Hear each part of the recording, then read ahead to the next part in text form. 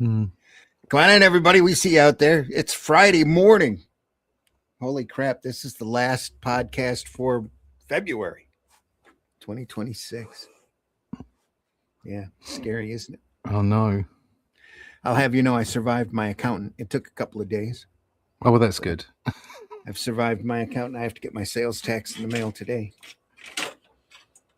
So, yeehaw. Yeehaw. Just before the storm's not going to get here until Tuesday or Wednesday anyway. 2 to 3 inches of snow. Oh, dear. More inches of snow, I should say. Anyway, Michigan, what can you say? Come on in, folks. We're here. We're semi-awake. I've got coffee.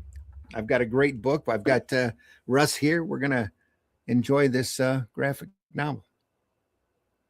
So I'm your host, Randy Zimmerman. I suppose we should run the opening first, though. Yeah. Let's run the opening, and then we'll get into introductions.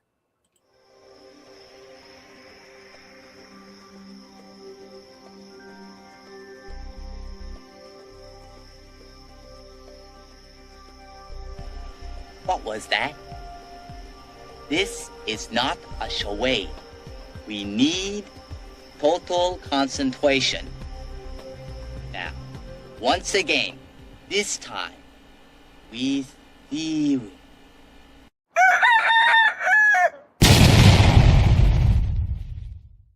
My nipples are always hard. But anyway, here we go. Comics by Night, folks. I'm your host, Randy Zimmerman. Arrow Comics, been printing comics since the mid-'80s. Alternative, independent comics. War of the Worlds, Spank the Monkey, Tales from the Universe. And my current gig is writing The Atlantean, which has been a blast. The adventures of Cull and Brule as they travel the land. Great sword and sorcery stories. Been a lot of fun to write. Russ here has been drawing them, and they've been coming out really good. The fourth issue of which, there we are. Fourth issue of which should be campaigned here in a week or so. Yeah. Aiming for the 9th of March, which is start of the second week of March, and we should roll on for 6 weeks. Right. The book should be finished before the end of the campaign. So there you go. That's the current schedule, though. Anyway, It's so close now. It's not. It's just a couple of weeks away. Yep. All right. Introduce yourself, Russ. Yeah, I'm Russ Leach. I'm a comic book artist from the UK, currently working on The Atlantean, as you can see. And it's the latest page thing. Page of ink work. Traditional ink work. If you like that kind of stuff, if you like sword and sorcery, if you like traditional work, check it out. Go to russleach.com and sign up for the email list, and we'll let you know when the campaign is ready, when the books are available, where you can get them, because they're going to be in all kinds of places after the campaign. Worth checking out. So russleach.com, sign up for that email list. All right. Excellent. Today we are going to be looking at RIO. Yeehaw! Yeehaw. Brought to us by the great Doug Wildey, creator of Jonny Quest. Will there be any moving lips? No moving lips. No moving lips. Not even any filmed lips moving on the screen like Space Angel. No. Yeah, no moving lips. You ever watch Jonny Quest? No, I think it was a little bit before my time. It might have been, but it's always in reruns. Yeah, I don't think. I think it may have played in the UK, but I didn't get to see it. So. It's 26 episodes. It's literally a touchstone for television animation. Some of the best and greatest came through there. Hanna-Barbera Studios. Alex Toth come in towards the end and did a lot of design work. Doug Wildey here designed the initial characters. Very good. Big Western fan. Go ahead. As Glenn was saying, you can see there's a heavy reference, a photographic reference, even on that front cover, I think. Yeah. But the way that it's been done and the color palette is just fabulous. I really enjoy this book. Yeah. And I was lucky enough to sit next to Doug at a con one time, get his autograph. look at Marvel there doing a graphic novel of a cowboy. Yeah, I mean, back when Marvel were actually doing stuff, you know, They were doing actual art books back then, especially with their graphic yeah. novel line. I mean, yeah, I mean that's the same graphic novel line that with Death of Captain Marvel, yeah, and it's the oversized stuff, isn't it? yeah. Yeah, so I It's like magazine size. Yeah. Bloody Choices, Wolverine, the Silver Surfer, Judgment Day, Conan the Rogue. Also, there's a couple of others, like say the Captain Marvel one as well. They all had that format, that like magazine size format, and they weren't particularly thick books. Absolutely gorgeous, and Marvel were just producing fantastic stuff then. It's like a European album. Yeah, I think late they 80s. were going for. Yeah, magazine format, pretty much only with a square binding. Yeah, absolutely gorgeous. It's up closer. It looks like 1990. It might be there. It might be around that time. Let's have a look at the ones I've got. See what dates I've got on those. 91. Art features, copyright. Strip art features. I'm looking for a graphic novel number, and I'm not seeing it here. It's past the time when they were numbering them. They were doing a lot of art books then. That's the about the same time period as those Mobius books that we were looking at. This is 91. And this is really an odd duck. We looked at Raven Banner as well, fantasy book by Charles Hess. Yeah, that was in that same format. Oh, what was that one with with Incredible Hulk and Hulk and Thing? And the Thing? Yeah, I've got that one as well. Yeah, that was Bernie Wrightson. Yeah, beautiful. But that was in the same format as well, wasn't it? Yeah, it was. Yeah, just I would have stuff they were doing. I would have really have loved to have seen his version of The Shadow in a full book. He did an ad for DC when DC first got the rights, and they gave it to Kaluta, and Kaluta couldn't keep deadline very well, but he did beautiful work. We've looked at those shadows, Night of the Ninja, and that in the past here. Anyway, Doug must have approached them, said, "I got a book," and they says, "Well, we'll print it." Yeah, let's print it. Danny Fingeroth was the editor at this point. Oh, look at that! That's really lovely. That's really lovely. He starts out doing panel borders here and then drops them really quick.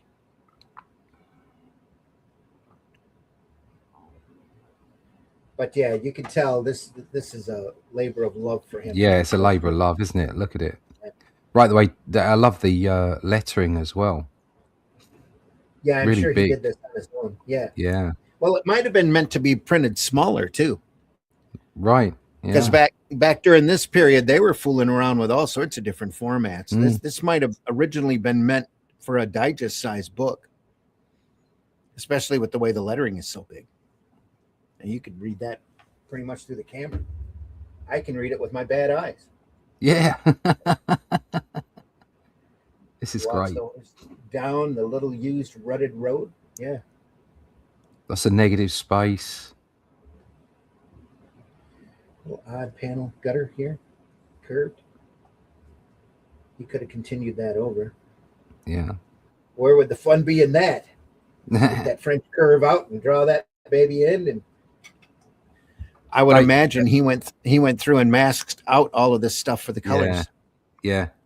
That Dave's in the house, Genuine Comics. Yeah, you're right, Dave. A lot of photographic reference involved in this book, but is executed it beautifully.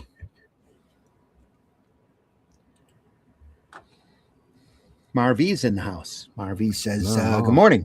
I grew up with Zagor and Tex Willer. Never heard of Rio. I'll check it out later at home. Have a great weekend." Rio is, I would imagine, Wildey's own invention. He's just out having fun on this, telling a story, and Marvel's printing it. Good morning, gents. As far as I know, there was never a first Rio, and there might have been. I'm just not aware of it. Dave in the house, like you said, he says, this is a Marvel publication. Imagine them having continued to diversify their genres. Absolutely. Now, much more interesting.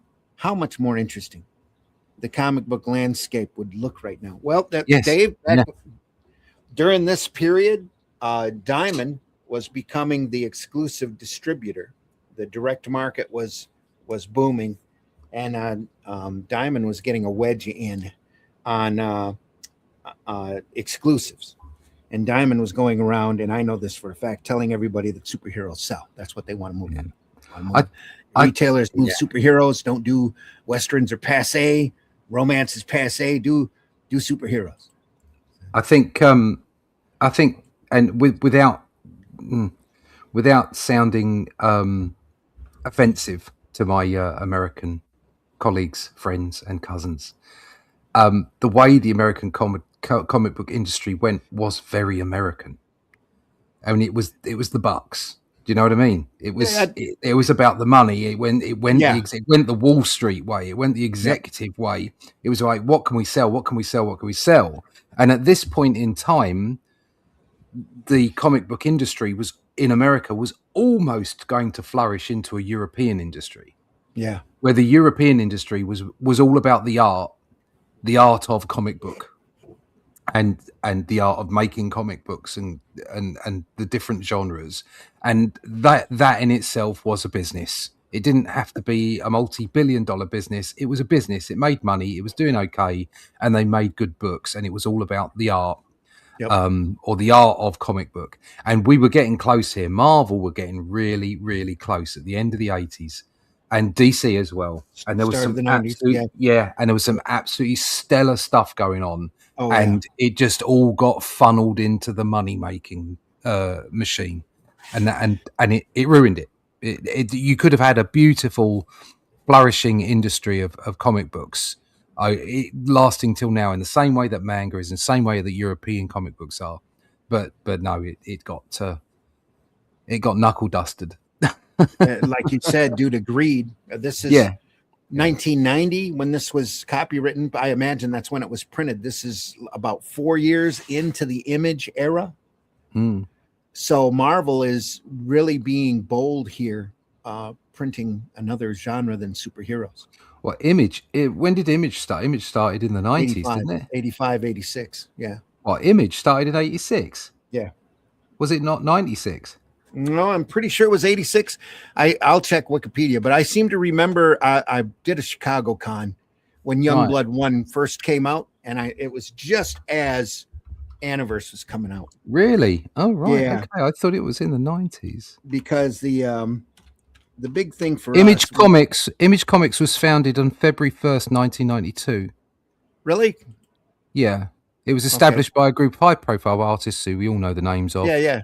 Well, I have my time wrong then. Okay. Yeah. This came out after that then. Yeah. Well, no, this came out just before that. I'm sorry. This is 91, isn't it? This is 91. Yep. So, Marvel were being arty and saying, like, okay, let's make some great work. And then Image turned up, and I'll be honest, I love Jim Lee. Okay, I actually prefer his original X-Men work than the stuff that he does now. Yeah, personally, I find it grittier and more fun to read. I think Jim Lee has become the Jim Leeist of Jim Lees. He's become almost his work is almost a caricature of Jim Lee work. Of himself. Yeah. That's not to say it isn't still beautifully skillful and great. It is, but it's just, I think it's too slick for me. I like it the way it was. So I was a big fan of that kind of work. When I spoke to Marvel in 95, my offer was based on the fact that I was cloning Jim Lee at the time. Yeah. So I was in there with all the rest of him. I was taken away by the fact that this was new and fresh, and and didn't really understand the dynamics of what was going on underneath it all. But looking back now, I can happily sort of dismiss a large portion of what was going on in the 90s. Happily dismiss it creatively. That's not to say all of it, because there was some superb stuff. I still have some Cyberforce, Silvestri from the time. like I say, Lee. There was like Manola came up around that time as well. So there was some greats that came out of it, some absolute stellar stuff. But the vast majority of the comics, I think, were just a bit crap. They were just really bombastic. And you can understand the energy. It's like it's the same argument with Liefeld, isn't it? Yeah, he can't draw feet, but he was a bombastic artist, and he's made his way. And good on him, you know. And he's exciting, and that's something that we all agree on: is that comics need to be cool. But artistically, you can look back and think that really ruined the industry.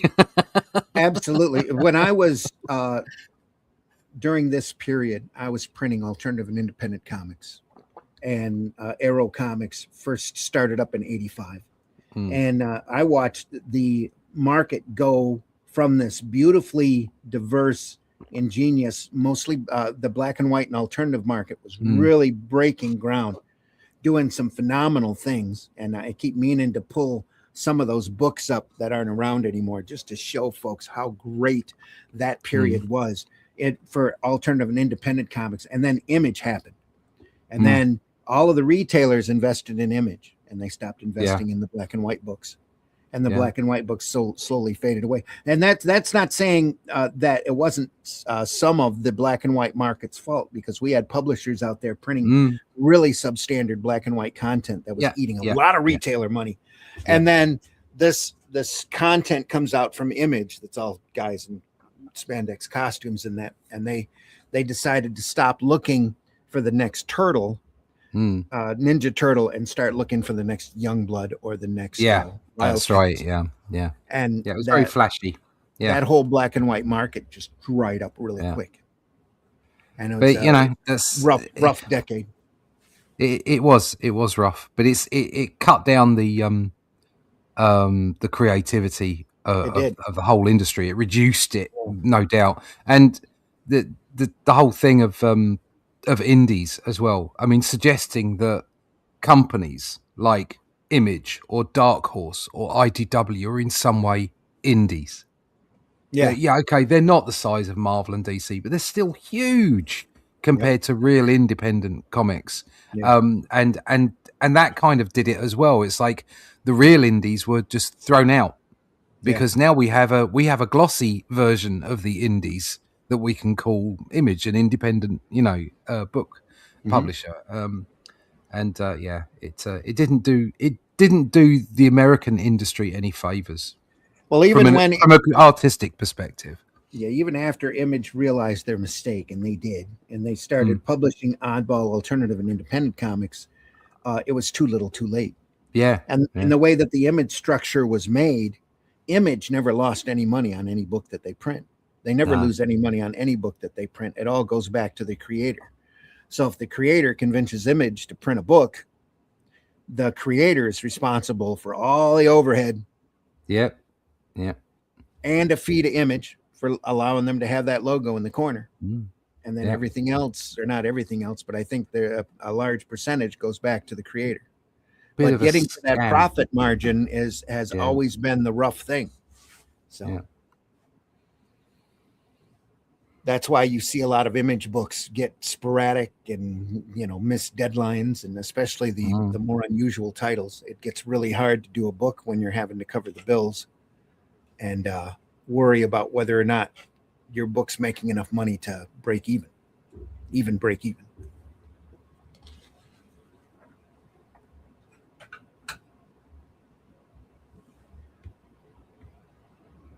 Lies, all lies. Yeah, Byron Price was running at this point. He was doing digest-size comics and magazine-size collections, graphic novel collections, doing adaptions of Harlan Ellison and Roger Zelazny's science fiction work. It's some really great stuff came out during this period. Some really unusual things, but you really have to look for them, and you'd never see them at shows anymore. Anything that's not superhero. Rarely do you see them at shows.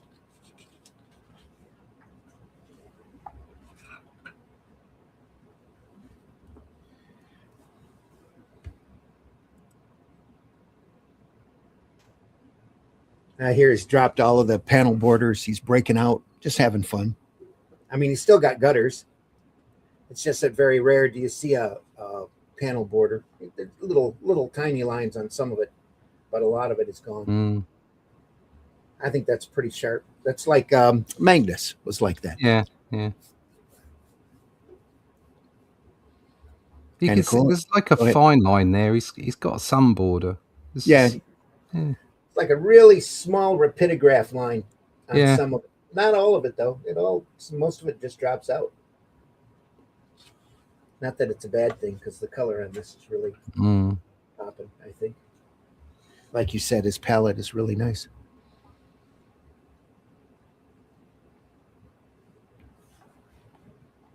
This a little bit of I don't know. It looks like a cross between Wrightson and Kelly. Is it Shelley? Who did the Batman run? Kelly Jones. Kelly Jones, that's it. Yeah. Just in places, just the blacks.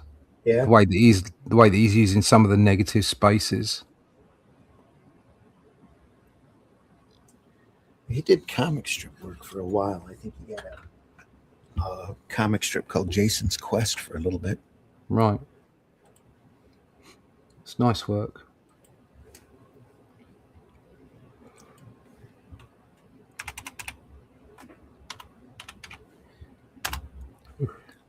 Love his production work. Let me look him up on Wikipedia.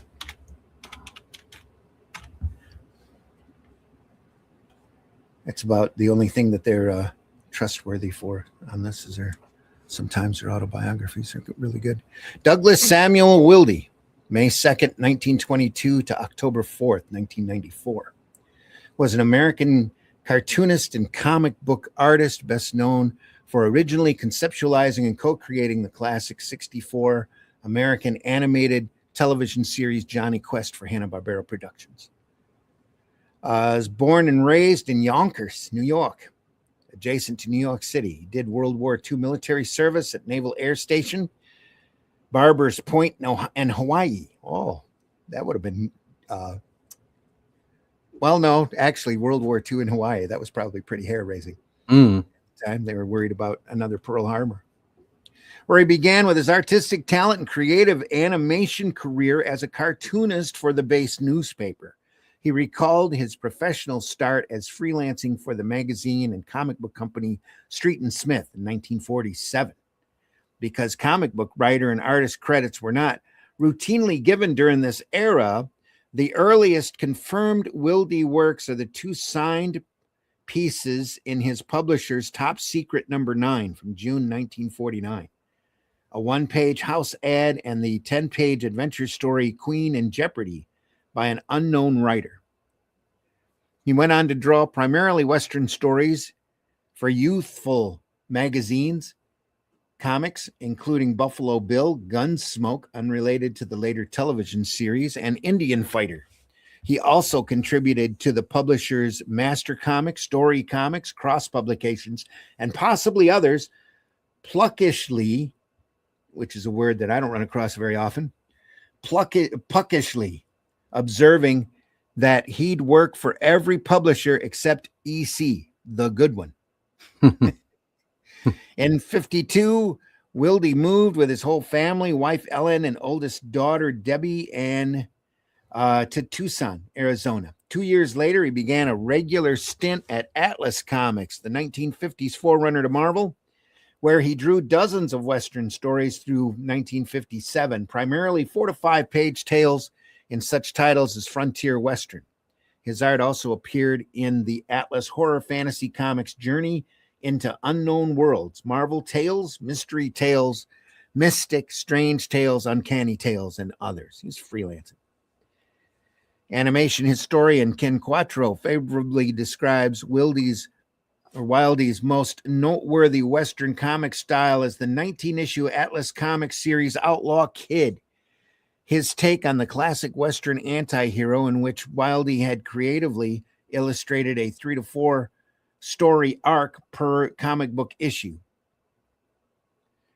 In concept, it was typical of all the Stan Lee created kids Kid Cult, Rawhide Kid, Two Gun Kid, Ringo Kid, etc.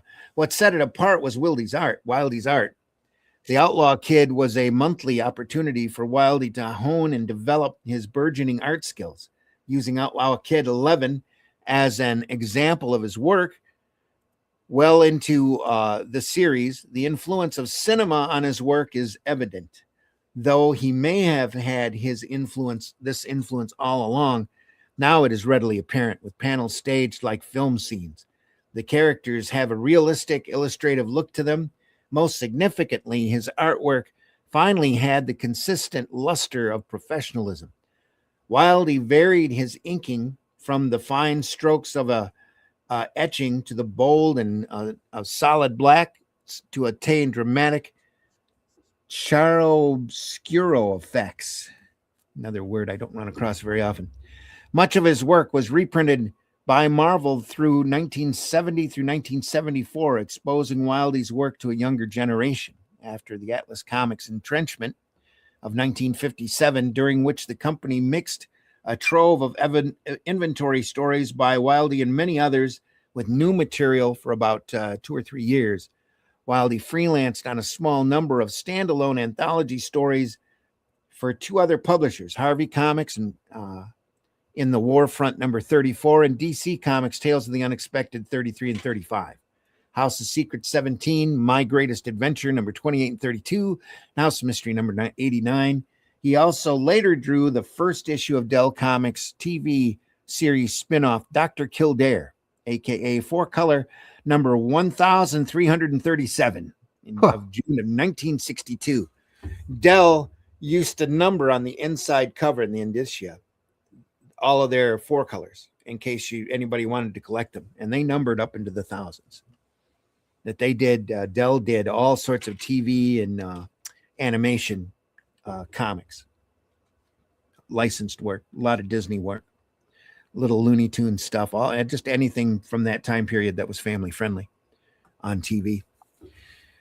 In either 59 or 61, sources vary, he took over art for writer Leslie Charteris, long-running New York Herald Tribune Syndicate comic strip The Saint.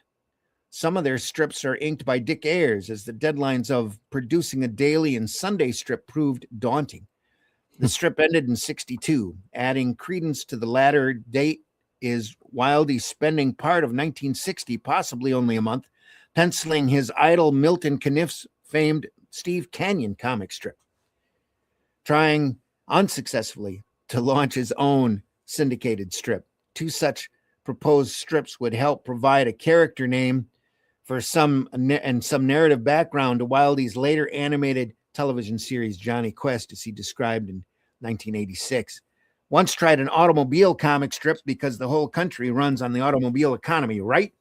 In my case, my guy was sort of an automobile designer. He raced cars. He had this glamorous European background and raced on American tracks. I called him Stretch Bannon. Stretch Bannon.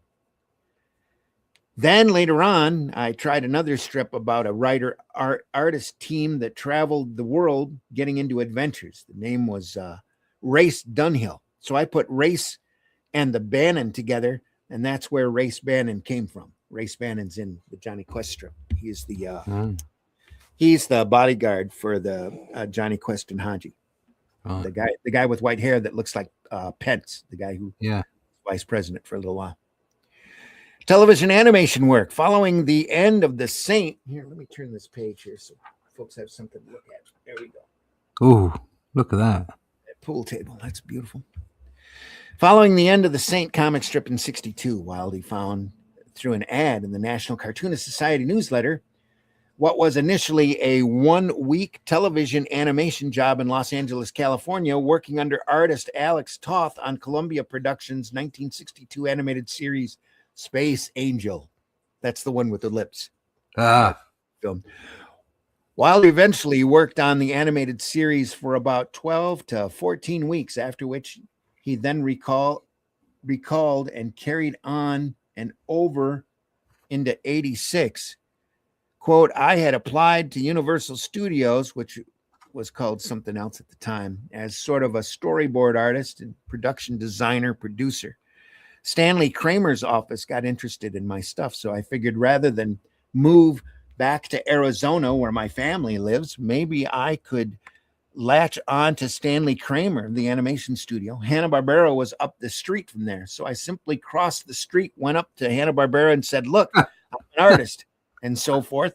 A couple of people there had read some of my comic strips and comic books, so they said, come in and see Joe Barbera. The following day, or maybe even the same day, Barbera called me up and said, can you design in your style a show starring the radio drama adventure character Jack Armstrong? Jack Armstrong was a tagline, the All-American Boy. Had a radio program for years. Wildey also wrote and drew a presentation using such magazines as Popular Science, Popular Mechanics, and Science Digest to project what would be happening 10 years hence, and devising a fancifully updating such devices as a snow skimmer and hydrofoils. When Hanna-Barbera could not obtain the rights to Jack Armstrong, the studio had Wildey rework the concept. Wildey went home and wrote Jonny Quest that night, which was not that tough. For inspiration, he drew on Jackie Cooper and Frank Darrow movies, Milton Caniff's comic strip Terry and the Pirates, and at the behest of Hanna-Barbera, the James Bond movie Dr. No. Hanna-Barbera refused to give him a created by credit, Wildey said in 86, and he and studio finally arrived on based on an idea created by, and that was my credit.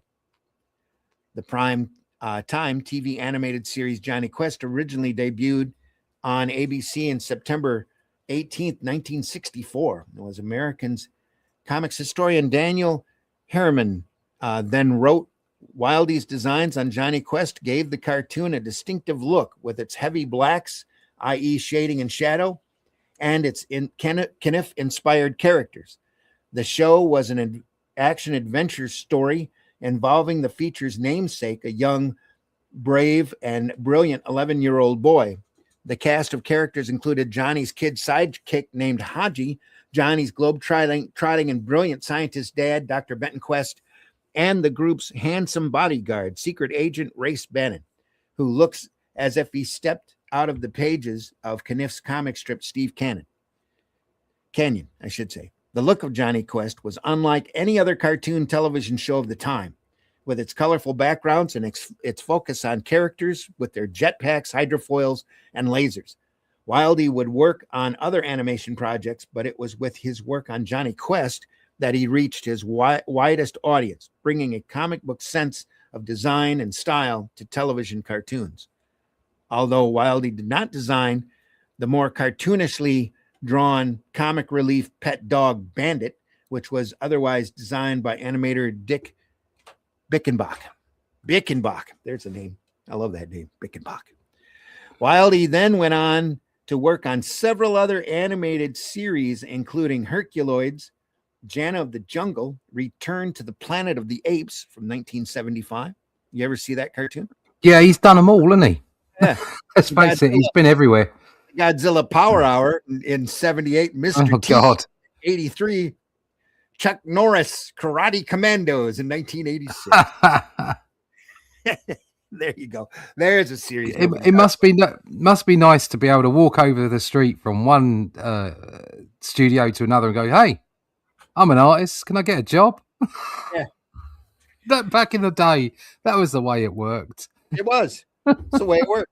Monica's grandfather, I'm here in Flint. Flint's a big automobile shop town, or was a big automobile shop town. Monica's grandfather's always used to say that whenever the supervisor there used to piss him off, he'd just tell the supervisor off, walk across the street and work at the other plant. Got a job just by walking through the door. So that's the way it was. That's the way it was back then. Mm-hmm. Return to comics, mid-60s. Wildey's eventually returned to comic books, drawing stories for the premiere issues of Harvey Comics' Thrill-O-Rama, which didn't last very long, Unearthly Spectaculars, both October 1965 series, and Double Dare Adventures in December 1965. Most significantly, during this time, he collaborated with writer Gaylord Dubois on Gold Key Comics licensed series Tarzan, when that long-running comic, which had been reprinting stories drawn by Russ Manning, began producing new work beginning with issue number 179. The duo's work appeared through issue 187. Oh, I'm going to have to look those up. Bet those are interesting. After a short hiatus from comic books, broken only by 1971 stories for Skywald's black and white horror comics magazine Psycho and Nightmare, plus the haunted tank story The Armored Ark for DC Comics GI Combat 153, Wildey created the comic strip Ambler. That's what I was thinking at Jason's Quest, Ambler, which ran from 72 to 75, syndicated to newspapers by the Chicago Tribune, New York News Syndicate, and the contemporary strip chronicled the adventures of an itinerant folk musician as he wandered the country, ambled around the country, I guess, Ambler. There you are. Afterwards, Wildey then returned to comic books to do stories for Archie's horror humor anthology series Madhouse, Gold Key's Mystery Comics Digest, DC's Our Army at War, and Sergeant Rock, among other titles. Returning to his Western roots, he drew the feature Jonah Hex in DC's Weird Western Tales number 26. Should dig that up, too. And co-created with writer Larry Lieber, the feature Kid Cody Gunfighter in Atlas Seaboard Comics Western Action number 1 from February of 75. Okay. Oh, Atlas Seaboard. All right. Got it. That's Atlas Comics. That lasted maybe half a year. That was a comic company started by, I think it was Larry Lieber, Stan's brother. Started it. And they ran a bunch of monthlies. It was really a phenomenal company, Atlas Comics. Real roughneck, very violent, very hardcore for the time. I remember all of their books being like one step more violent than the Marvel and DC books. Right. Lots of crazy action going on. They did Planet of the Vampires, which was a really good continuing comic. All of their comics only lasted like 3 or 4 issues apiece, but they were all very solid. And at that point, the Atlas brought in all of this group of new talent, like Terry Austin and Pat Broderick, Klaus Janson, all started with Atlas.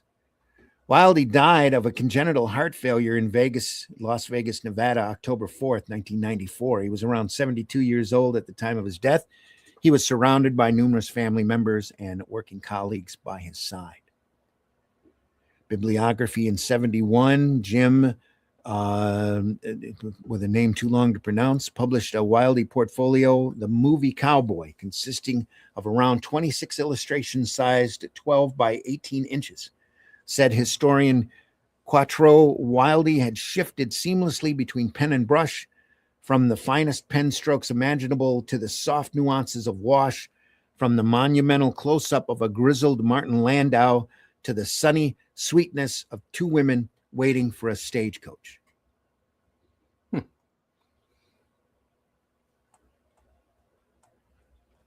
There's the Wikipedia biography of Doug.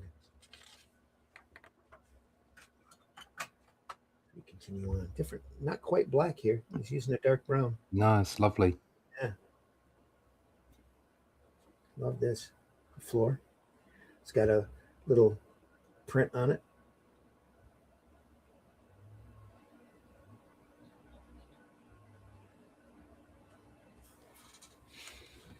Nice stuff. Where'd we leave off here? Good morning. I've been using the Comic Book Plus site as inspiration for coloring this week. Awesome, Levi. Thanks for joining us. Up above that, Levi says, I'm late, but present now. Good morning. I like the bells as a paperweight, and the art is looking Western as heck. Yeehaw. Yeah. I hear you, Levi. Thanks for joining us. Yeehaw indeed.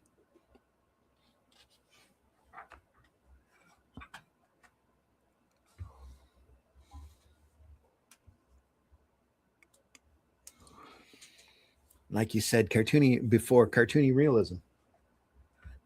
He's got his own very unique style. Oh yeah, it's really nice.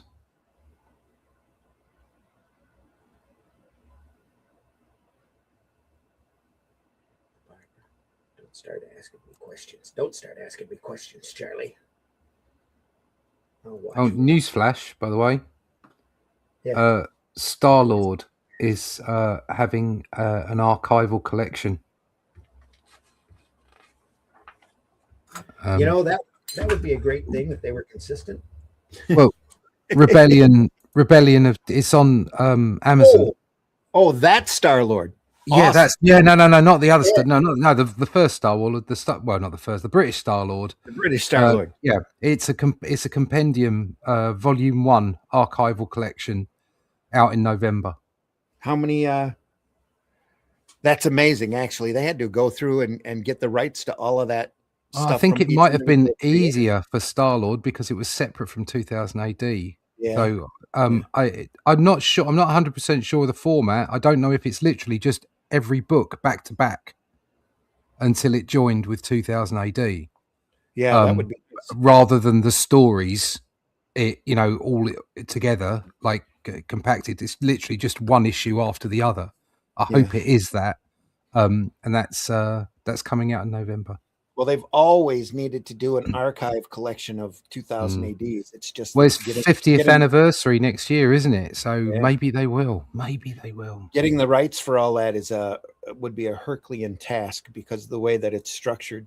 That all of the creators have partial ownership of everything that they do.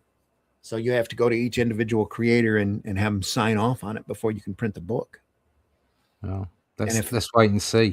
If one of them holds off or wants more money, it just doesn't get done. It's like Glenn was talking about the Avengers artwork that he's got, that he saw, the Emma Peel and John Steed Avengers artwork that'll never be shown because they have to go after the rights from each of the creators, and one of them is holding out. So it'll be that's amazing that they're going to reprint all of them Star-Lords. That's crazy good. We should look at those because that's got a wide variety of styles in it. They have a Planet of the Vampires type story in there too, if I remember right. What is it? Death Planet, something like that.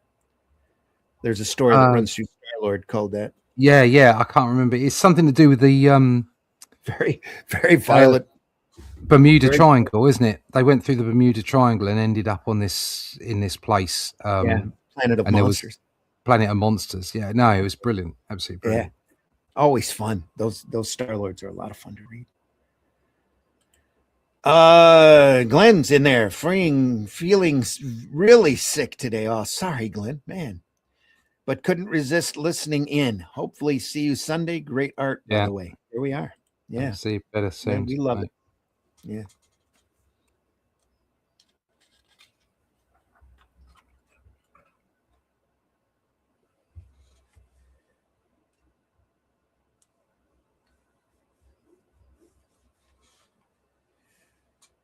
Yep. Thanks for joining us, Glenn. Appreciate you. Hit that like button.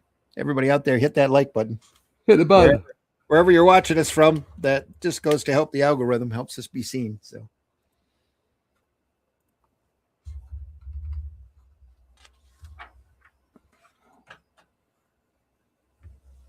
Chapter break. This is 23 pages to this point. I wonder if he was planning on this being a regular comic, maybe a mini series. Does that be about right for page count back then? Oh, here we go. Look at that. Part 2. Wow. Mrs. Howard. Love the way he's gone for big, massive, broad lines for the foreground. This back here is just painted in. Yeah, it's almost like he's taken people out of the midground and just blown them up. But he hasn't. He just knows not to put too much detail in. It's great. Well, he went through and added inked these in up to the carriage, and then everything behind that in order to drop it back. He hasn't that at all. It's just paint. No, it's just paint. Yeah, it's painted. So clever. Yeah, beautiful. The dog here too is painted, so they don't want him standing out too much. They didn't do an outline on him like they did the girl and the coach here, and the guys in the foreground.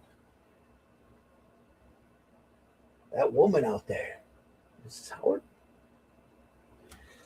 must be Mo's wife.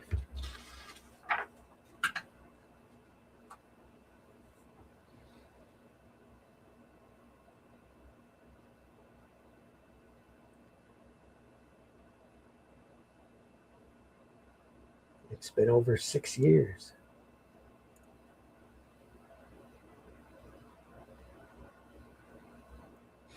And lo and behold, she's got a 6-year-old in the stage. In the wagon. Scratch. Wonder how that happened. Anyway. This is nice. The tracks in the road even. Nice touch. Ruts in the road.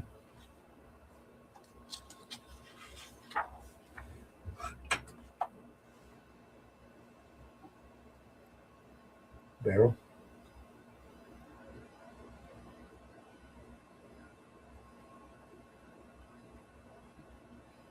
Oh yeah, the kid. So before he learns his real name is Jesse James Jr. Oops. Oops. Yeah. It's not Rio's.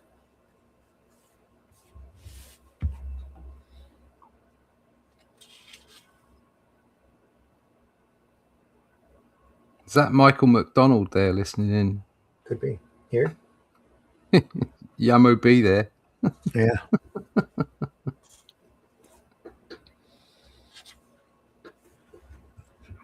Oh, there's some action.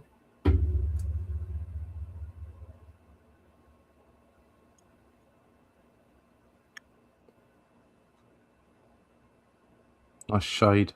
Again, doing that same trick there. Bottom panel. Mm-hmm. No, the bottom middle panel on the other page, where he's got the two people in the foreground, and it's got really thick lines on them. Mm-hmm. I love that. Shows a confidence and an ability. Yeah.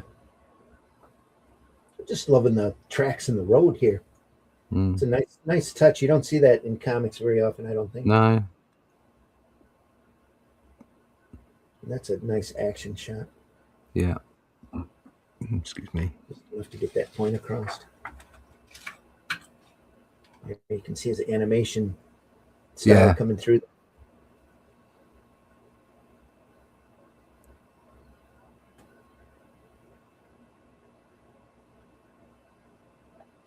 That'll be one of many questions I'll be asking them.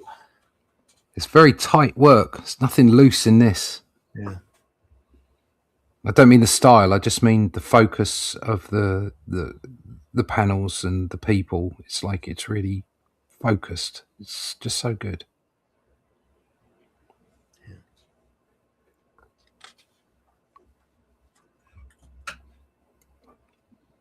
And he knows when to be simple as well. I mean, look at the face of that guy with the bald fella with a moustache. Yeah. Yeah, look at that. It's just simple, that face. It's great. Mm-hmm. Same here, just a line. Yeah. Then the star coming out of the shadow. Yeah, in negative space. Yeah, really clever. Great. I like that. Get the sepia painting there of the photograph. Yeah. Fantastic. Love it.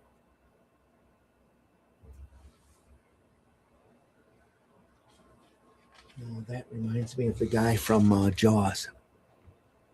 Queeg, whatever his name was. Yeah, little. Yeah. Gonna need a bigger boat. Yeah. Well, no, the other one. We're gonna need more guns. Yeah.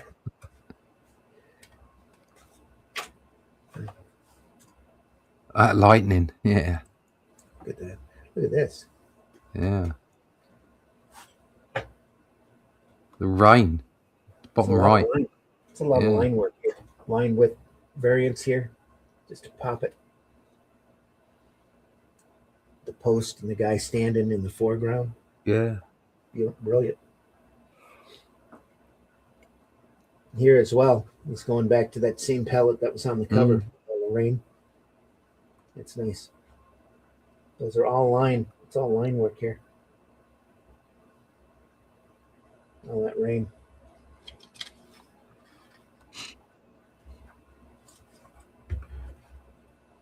That's a nice touch too. But they're underneath. It looks like they're underneath a waterfall there, or the rain's coming down torrential. Oh, look at that silhouette. You don't see a angle on a horse like that very often.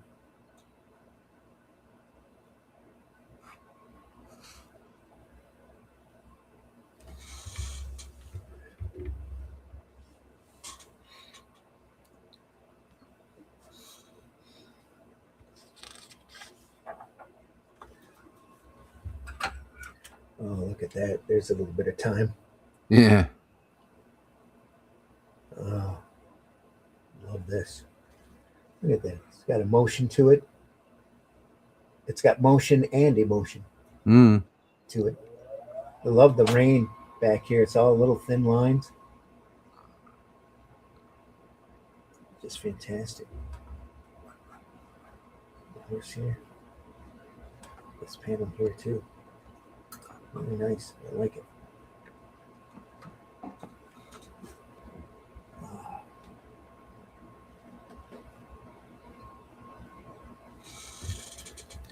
Can't do a successful Western without knowing how to draw horses. No. Same with a sword and sorcery story. Yeah. Yes. There's a lot of horses.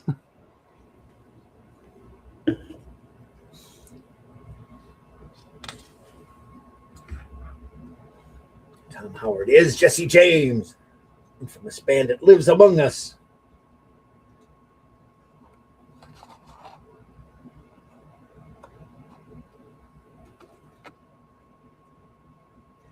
I guess there's just an incredibly thin, maybe rapidograph line here, very small on the panel borders. You went over just a little here and there too. It's got to be masking that out for the colors. So I would imagine maybe Dr. Martin Dyes, some sort of watercolor on this. Yeah, I think so. Yeah.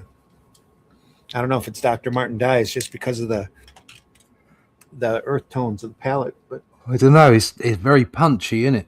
Yeah, it is. Real vibrant colors too. Look at that. Love it. Yeah. Time to go home. Good horses. Yeah.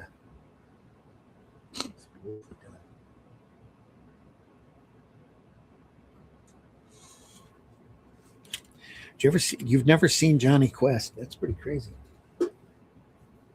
I might have seen like pictures of it, or like a flick of it, but I've never sat down and watched an episode. No. Oh, they are as adventurous, I would say, as Thunderbirds. Oh, right. Okay. Real easy. Just straight on adventure stuff. With a little bit of science fiction and a little bit of horror in there. They have one giant spider that comes out of a spaceship that's pretty cool. There's an invisible monster episode that's just amazing. Oh, you gotta love that. One with a large pterodactyl.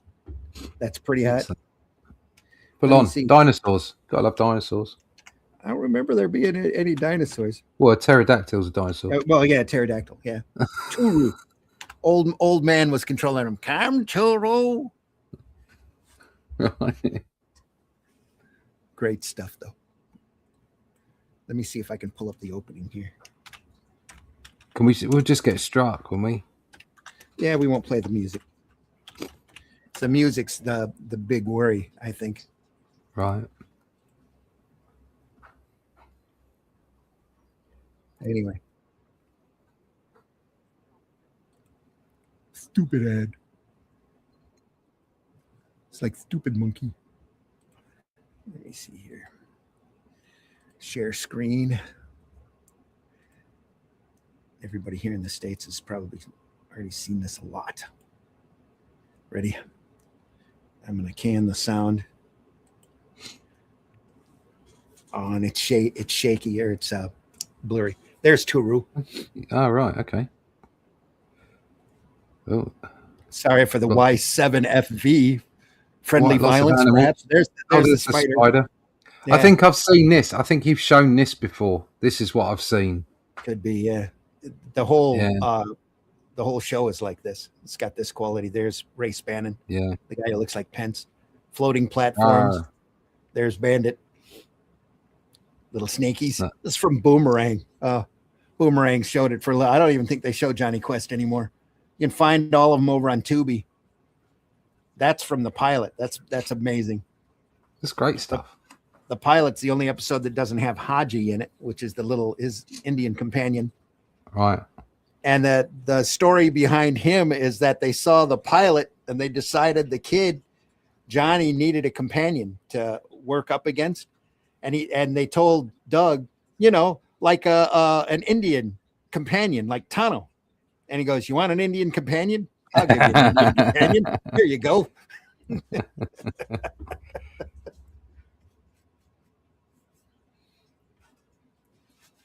Bandit. Bork. Bandit. I love that ship too. It's just amazing. Anyway. Back to our main show. Back at the ranch. Yeah.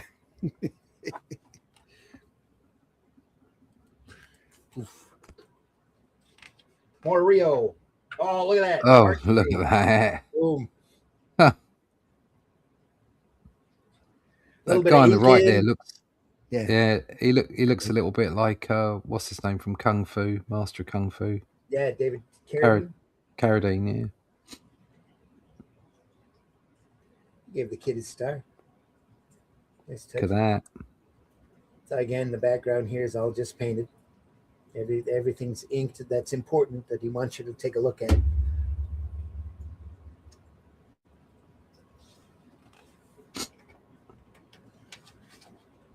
I would say my only critique, if you had to critique that, is these wrinkles don't look right.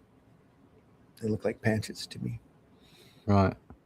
But there's been a few wrinkles that are a bit odd, but it's still beautiful. Great stuff.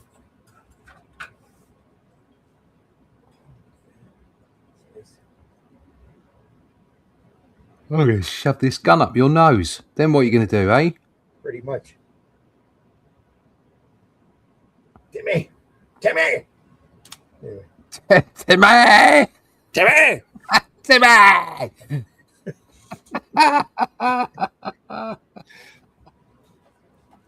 I love how like in some places it's like super realistic. Where obviously he's going from photographs and stuff. But yeah, like a pulp magazine painting almost. Yeah. And then he finds it okay to do things like this in the bottom right hand corner with the point on his nose, and that's very that's sort of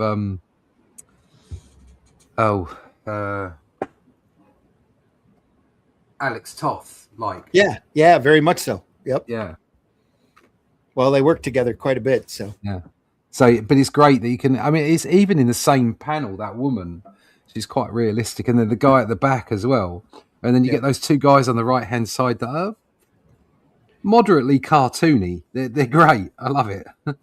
I see a lot of touches in here that look so much like Toth. It's not even. Yeah. In places it could be confused for Toth. And composition as well. Yeah. What I loved about Toth was the fact that he had a range of styles. He just did it. But before I knew, I would have said, well, that's a different artist. It's just like he was just brilliant. Mm-hmm.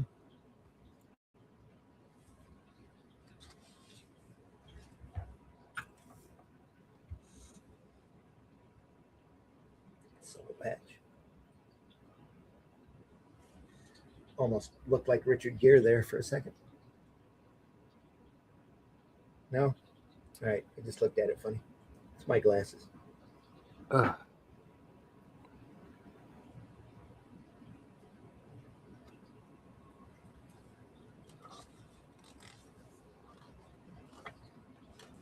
Darker color here in the foreground to drop it back, focus your attention there. lot of over the shoulder, up the nose looks too. It's Yeah. very cinematic, especially for that time.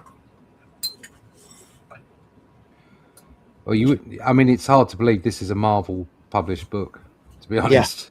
Yeah, it is. It is. But they, like I said, they published all of that Mobius stuff. They published a lot of really good, unusual material during this time. You should see Starstruck, that by William Kaluta. I've got that sitting here. We'll look at that one of these days. Just beautiful stuff. Very different from your standard superhero stuff.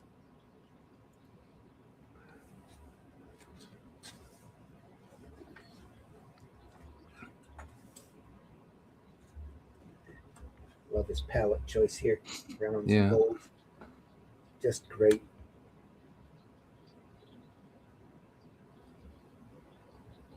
That's a defined chin. You've hit a button. Did I? Oh. Yeah. Sorry, I didn't mean to hit a button.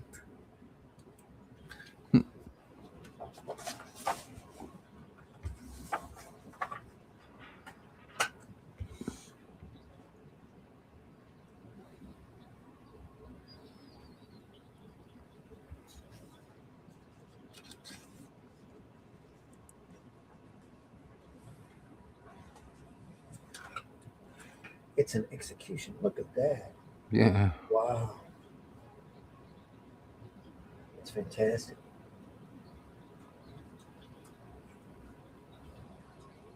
The reflection of the branches on his overcoat here. Yeah, it's lovely. Yeah, nice touch. Didn't have to do it, but it sure does add to it.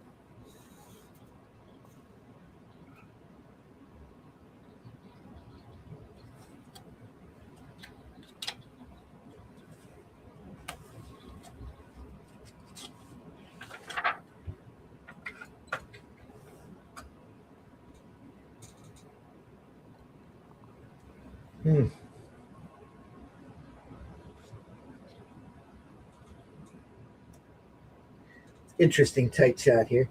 Yeah, we flattened his face off to make it work. Yeah. Looks like he's still got that nose though. Goes right down to the point. Oh, sorry, folks. There we go. Like this.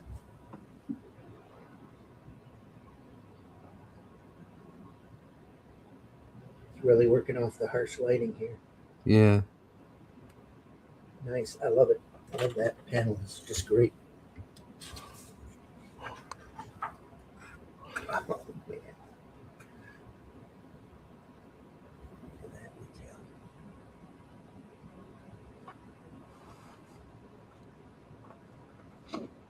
And here it is again. Almost not quite a silhouette. Expertly done. Very atmospheric. Yeah. This guy's got a dirty shirt. Bull. Back off. I saw her first. He's going to be fighting over the women.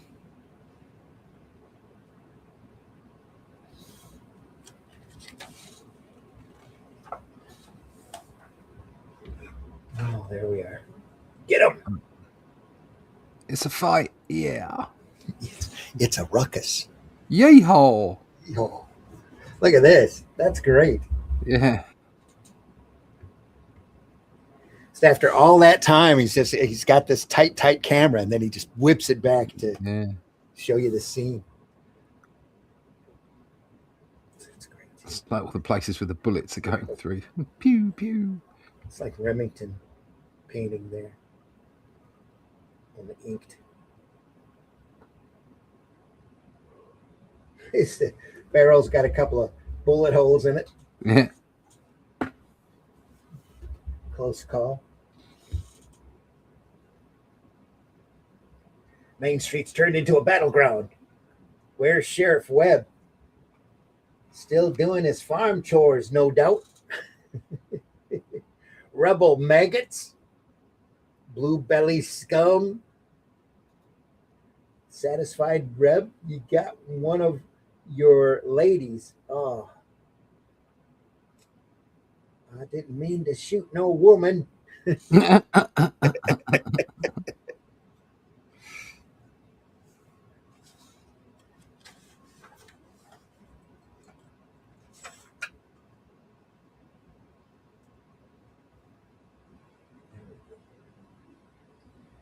got a photo reference. Yeah. There, that's hot. Look at that. Yeah. Relaxing on the bed. He's going out the door, out the window. Ah. Yeah, isn't that great? He's busted up real bad, doctor. Doctor might save him. Doctor's busy sewing up Mary Blaine. She was shot in a crossfire over on Main Street.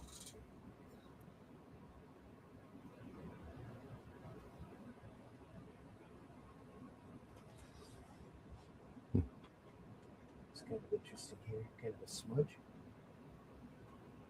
Vacate the room, Pilgrim. I gotta get some sleep. So he vacates the room.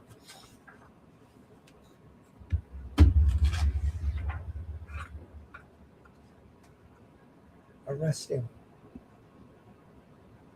That's that down there where he's shooting the gun and he's got negative space where the flash is. That's, yeah.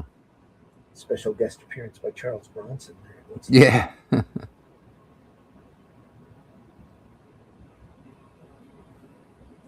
Stuff your tin badge in your hat band.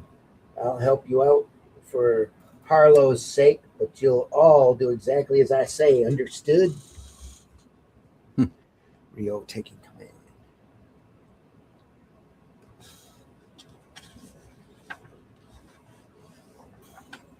Yeah. Well, then. That's it, boys. Rabbit right on out of town. You two, Cotton, I've known dogs. You couldn't. Yeah, I know. You two, Cotton, mother. I know dogs you couldn't call mother. Bam. Bam.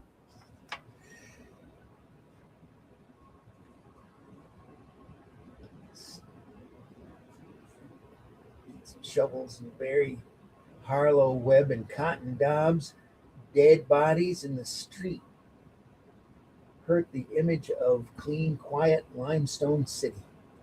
Yeah, but we're an open town, no law. What'll we do? Lie to him. You're good at it. Tell him Mr. Howard is on his way back here, maybe. That'll keep him in line. I've got a train to catch.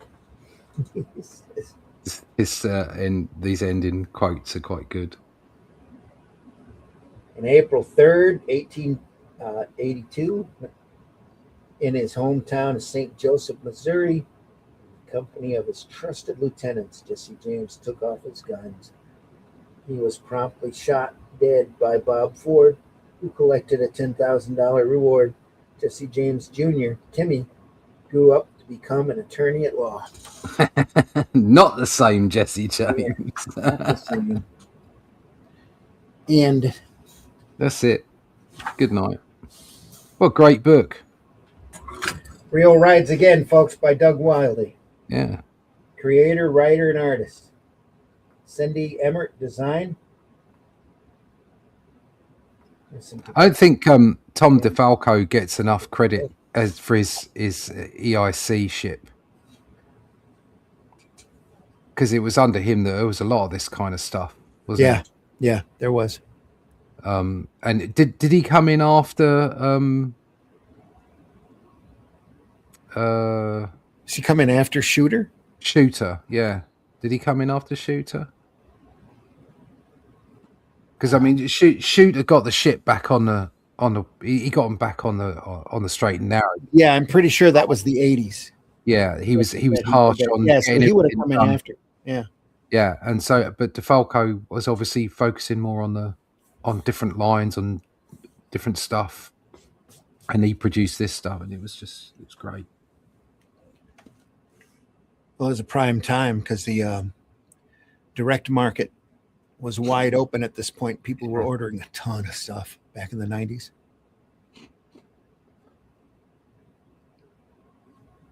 They were moving a lot of product back then. Right. That's good. This book retailed for a whopping, is that $19.95? That's a $9.95. $9.95. But that was $9.95 back then. That was a lot of money. That was a fair, you know, you were still in the early 90s, you were still buying floppy comic books for under $1, weren't you? Yeah, £5.95 for the UK. Yeah. I mean, that's fair amount. I've got the Silver Surfer one, which was 88, and that's £6.50 in the UK. Mm-hmm. So, you know, these aren't cheap books. You know, what's the equivalent now? 20, 30, $40? I would imagine this book would sell for 19 to 20, $4.95. Yeah. Here in the States. So, you know. RIO Rides Again, folks, a Marvel graphic novel by Doug Wildey. Great book. That was really good. Lots of fun. We don't look at enough Westerns here, so there we are. Whew. We are early, but we went through this book pretty quick. Yeah, that's okay. We can have a short one. All right. It'll be a short one. I've got stuff to do. I hardly got any sleep last night, so. Oh, right. We best go and have a snooze. Time to go take a longer nap. Yeah. I've got to get more coffee and carry on inking. Especially while the wife is at work. Yeah. She's casual, so she gets to set her own hours. So she goes in early Sunday. There's nobody around to bother. Oh, right. So she can do work. So there you go. Ready, Russ? You want to tell folks how they can find you? Yeah. You can find me at russleach.com. Go there, sign up for the email list, and you can see stuff like this. This is like the latest inks from Talking to Horses. Latest inks from not Talking Horses, talking of horses. Talking horses. Yes. Or Talking Dogs. There you go. This is the latest pages. Yeah. There you go. Excellent. Look at that. So they're being done at the moment, and we're going to go to crowdfunding 9th of March. The book's currently being edited. The inks are the last thing to be done, and even then there's only about 30 odd pages of inks to be done, so it'll all be finished by the time we get to the end of the campaign, so it'll go straight out to print. So check us out. Go to russleach.com, sign up for the email list. Please do, folks. And I've been your host, Randy Zimmerman. We do this twice a week. Friday mornings at 5 a.m. we have Comics by Night, where we go through great sequential art. And then Sunday morning, we have Sunday Funnies that we go through the more unusual stuff about comics and comic strips. This Sunday, we're going through Dan Dare. We're continuing our look at early Dan Dare strips. This is Rogue Planet. Great painted stuff by the pilot of the future, Dan Dare. And then after that, it's probably Flash Gordon or Alley Oop. Coming up, take a great look at that stuff, folks. If you have a work or somebody out there that you want us to take a look at, something out there, some work out there you want us to take a look at, definitely drop us a line and we'll take it under consideration. Absolutely. So much great comics out there, so many great little gems to discover. So go visit your local retailer and your local convention and spend a couple hours with those comic and magazine dealers. And look at some of those boxes that might not be looked through very often. You'd be amazed at the great stuff that you're going to find. Folks, we deeply appreciate you stopping by. We know the majority of our viewership is after the fact. We appreciate you also as well. Please hit that like button, hit that love button, any kind of interaction. Leave us a comment. Any kind of interaction, no matter what platform we're on, just goes to help our algorithm and helps us get out there to be seen. And that's our biggest problem right now. We're looking through all of this great stuff, and there's not enough people looking at it with us. Later, fellas. Hope you have a great day. Thanks, PBR. Thanks for being here. Appreciate you very much. Hey. He was in earlier up there. Yep. Levi says, thank you for another fun show full of infotainment. Yep. Like infotainment. It's the future. And again, Levi, you're welcome on here whenever you want to come on. They're all, we've got a group on Facebook. If you're a professional and you want to comment on this stuff along with us, I invite you to drop me a line. You can get a hold of me on Facebook, and we'll see what we can do. All right. I think that's it, folks. We'll see you all Sunday with the great Dan Dare. And we'll go from there. Have yourself a really great weekend. Be safe. Be careful. Read comics. Share your love of comics, not your trolling and your hatred. Those social platforms out there can be real antisocial. Trolling doesn't do you much good. Gives you a small dopamine hit. And then afterwards, you feel like an idiot for being so mean. Anyway, if you're nice and you're out there talking positive about stuff, you find a comic that you love or a comic that you loved when you were a kid or one that's in your collection, remind yourself how great comics are. Don't be afraid to do that. Lose yourself for a few minutes in another world. So that's what sequential art is all about. Again, folks, thanks again for stopping by. We appreciate you very, very much, and we hope that you'll do it again. We'll see you soon.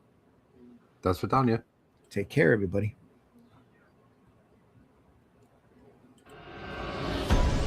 In the time before Atlantis sank, when the lands of this world were savage and untamed, one man would claim his destiny, seizing his place as a king.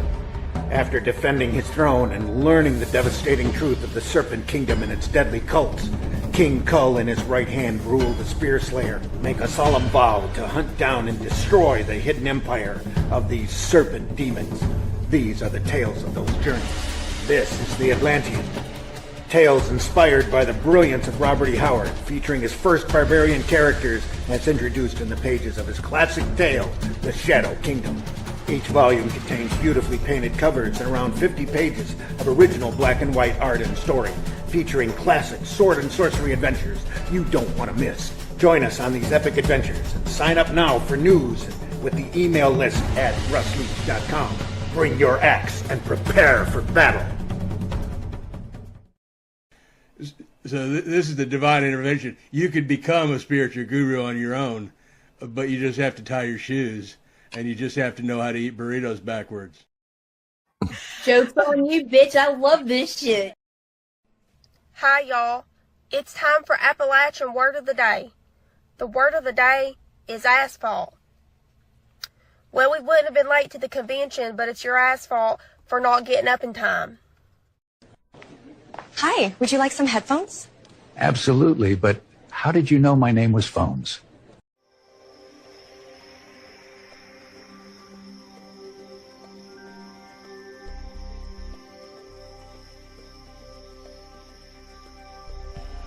What was that? This is not a charade. We need total concentration. Now, once again, this time, with the...